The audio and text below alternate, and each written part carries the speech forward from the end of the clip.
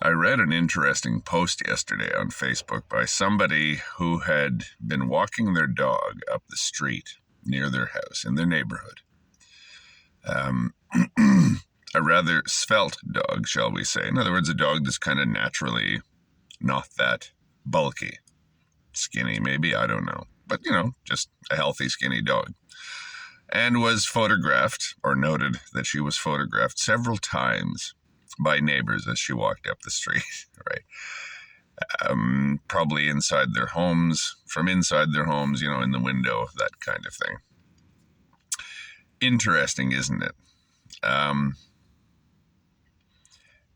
Because, when you stop and think about things like that, little incidents in our lives, you wonder what motivates them, right? When you're walking up the street, what really, on an emotional or gut level, deep down in the most primal part of their being, what goes through the minds of the people as they go for their phones and start filming in that moment? Now, this is a phenomenon that is increasingly proliferating in our society, the phenomenon of everybody filming everybody else, right?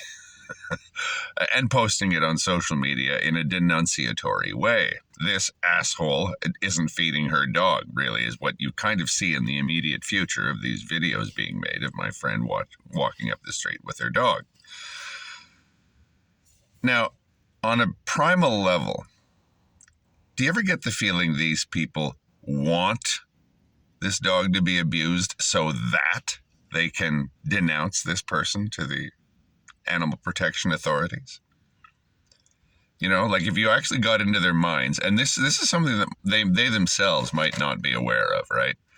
They might not have actually analyzed. They might not have actually stopped and asked themselves while they were reaching for their phones, why am I reaching for my phone? They didn't ask themselves that. They just had an impulse and they followed it. What was that impulse? Was it an impulse that said, oh, that poor dog?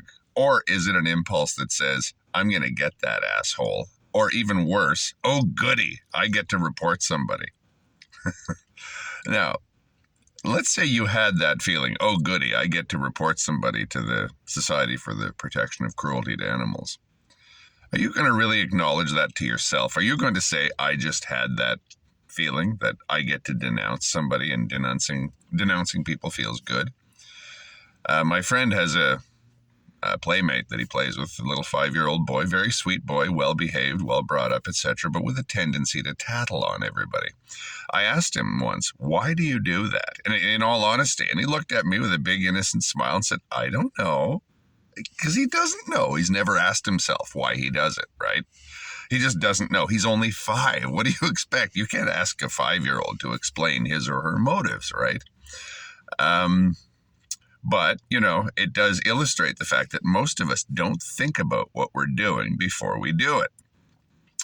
But also, when you ask people after the fact, why would someone sort of, I don't know, in a weaponized way, denounce somebody else? Why would they actually denounce somebody else to the authorities, or to whatever, to the police, to the pandemic authorities, to the animal protection authorities, to something or other, or just to the general public? Say, see what this jerk is doing, and then splash it on social media. Why would someone do that? Well, something in us understands why they would do that, right? Something in us says, yes, a 5-year-old child is powerless, so he tattles on everybody to give himself a feeling of power. He has the power to exert or bring down authority upon someone else. It's not his authority, but he has the power. Like if he tattles to me about something my son has done, he has the power to use my power against my son, right? That's a Nietzschean analysis of what he's doing. And similarly with the Karen, right?